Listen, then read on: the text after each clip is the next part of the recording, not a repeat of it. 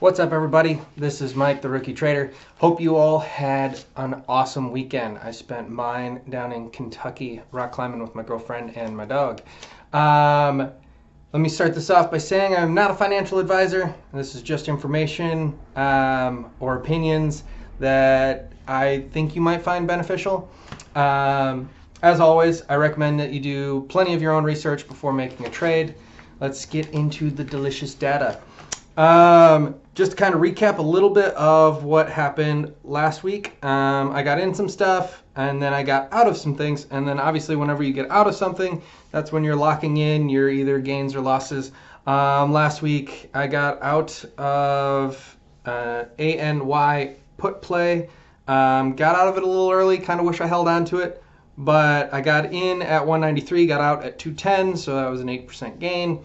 SPRT put, I had a $19 put, a little bit more beneficial with the volatility before. I was expecting that gap fill to be faster. SPRT's kind of fighting it out at that 21, 22 area.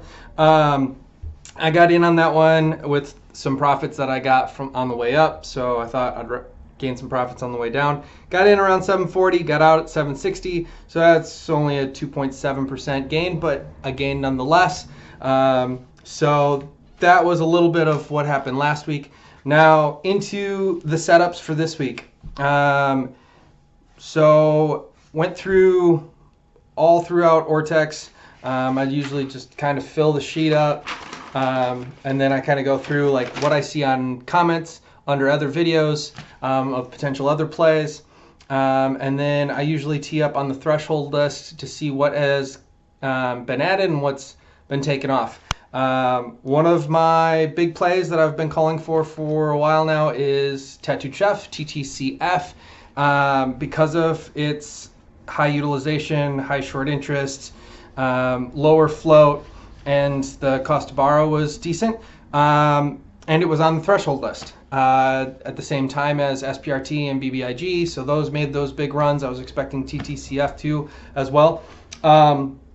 Still, it's been making consistent movements up. It had a pretty decent red day Friday. Then again, a lot of stuff seemed red on Friday, or just didn't seem to move at all on Friday. So I'm expecting some movement. I've seen other videos getting posted and a lot more comments about TTCF in the last week. So as long as volume comes in, I could see that one getting a similar rip because of the short interest alone and the utilization. But on that, the utilization did drop down a little bit since my last video. So it's now 98.33. The short interest has also dropped a little bit to 33.35, and cost to borrow has dropped down a little bit, and it got removed off the threshold list. So all of those things make me kind of think that, all right, if something doesn't happen soon, I might get out of this play. I mean, a lot of the call options that I got into back when it was, I think, 2060 are well in the money now. They're profitable, even with the Friday loss. So if I don't see any movement this week, I might get out. But if I do see some more movement back up and it recaptures some of those levels, this could rip. And I'd prefer it to rip before I get out. Let's see. CRCT is a play that is becoming kind of my favorite right now. It's not on the threshold list, which that's just like an extra bonus. When it's on that, I feel a lot more confident. But this one, the numbers I really like. The free float is 9.86%, so super low float. Utilization is climbing. It's up 98.92. Short interest has also gone up. But the weird thing is that cost to borrow has gone down even though utilization went up. So that's something I'm going to look into a little bit more, ask some people that might know how cost to borrow can go down when utilization goes up, because from my understanding, usually they kind of go up together. But CRCT is one that I'm really looking for. If there is some movement in that one, I think that one can really climb quickly.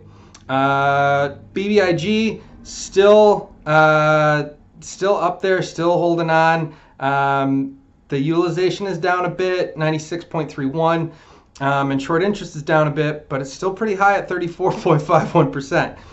Cost to borrow actually is going up, which is the part that I was kind of confused about, with utilization going down but cost to borrow going up. That's up to 146.56. And BBIG is still on the threshold list. So I feel like that one still has potential. CRSR, that one's up to 100% utilization. So that one I'm keeping a good eye on.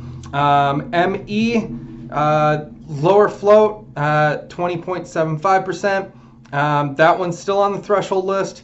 But the utilization has dropped to 95.64, short interest down to 10.7, and cost to borrow down to 16.05. So all numbers that if they start to go back up, I could see getting into that one more. But as of right now, I'm just going to kind of watch it and see what's happening with it going into Tuesday.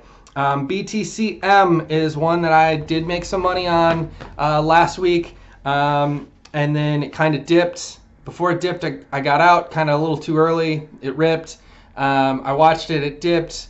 But the numbers are still looking like it could rip again. Utilization at 100%. Short interest, which is up. Short interest is up 12.22. And cost to borrow is down a bit, but it's still super high at 293.90% cost to borrow on average. So that's another one that I'm still kind of keeping an eye on. All of these, it's really like if they did get some movement in them, it could really cause some volatility and some arching that we all look for, that nice big giant rip. Some other plays from last week that are still things that I'm looking at right now. ANY is still high cost to borrow. And high utilization. It's super low short interest at 3.08, and that's down, but ANY is still on the threshold list. SPRT, utilization's way down to 82.87, but short interest is still climbing at 72.66. Seemed like people are more short interest is piling in recently with this downward movement. And cost to borrow is 144.48, which is down, but it's still on the threshold list, and it's not really collapsing. So that one, if utilization starts to climb back up, but it's on the threshold list, so it might be hard to borrow. That one I'm still watching. If it starts to show any strength movement upward, I could see that one really ripping, because a lot of those shorts didn't cover during that last big run, and I think that was like the majority of that was a gamma squeeze. So the short squeeze doesn't look like it's happened yet on that play, but it's still got to do that gap fill before I really feel comfortable. So once it gets down to that $19 range and starts to show some strength up, I could see getting back into that one. Skills is at 100% utilization, but the cost to borrow is super low, so that one I'm kind of just keeping an eye on.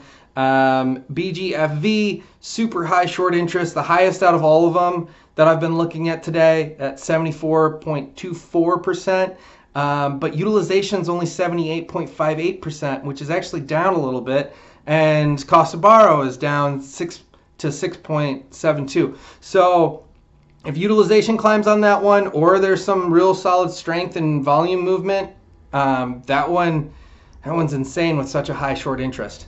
VIH is one that I mentioned last week, and I've seen other videos and discussions about that one. That one I could see some movement on, but it is 67.30% of the free float. I know that it is a smaller shares outstanding at 25.92, but it's still 95.79 utilization, 38.83 short interest, which is up. The utilization's down a bit, and the cost to borrow is down a bit. So again, just one that I'm just keeping an eye on.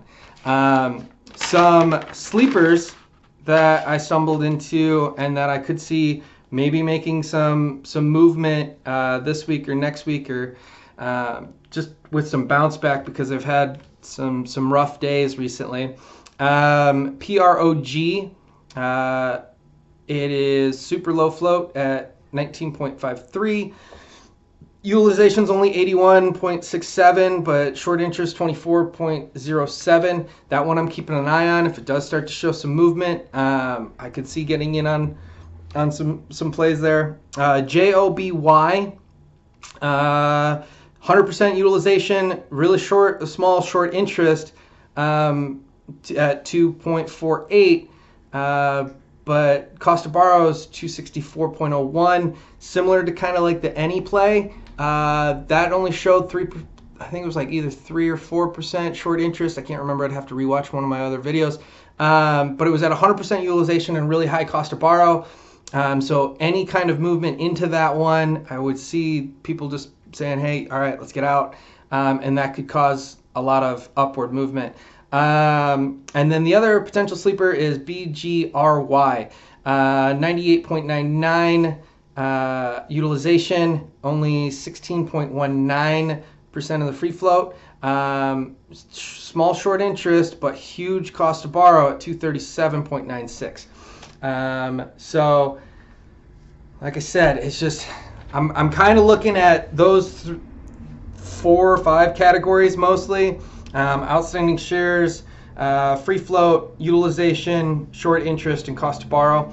And I'm just kind of like making then following it into the chart, looking at where it could potentially rip to, and then trying to play some calls, some out of the money calls that, hey, you know what, if it doesn't happen, I'm not going to be losing too much, but if it does happen, I could make a lot. So that's kind of how I've been trading the past couple weeks, and it's been working out for me. Obviously, I recommend everyone do their own research. So you see it and you hear it all over YouTube, and that's because it really does help. Plus, it's just fun to see the analytics. So for me, or better yet, for my dog Mungo, click that like button. Consider subscribing. Comment below your thoughts on any of those plays.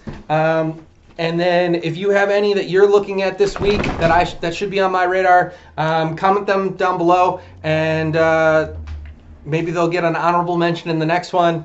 This has been fun. Third video, did it during the daytime. Lighting's not too bad. Try not to echo a little bit too much like the last one.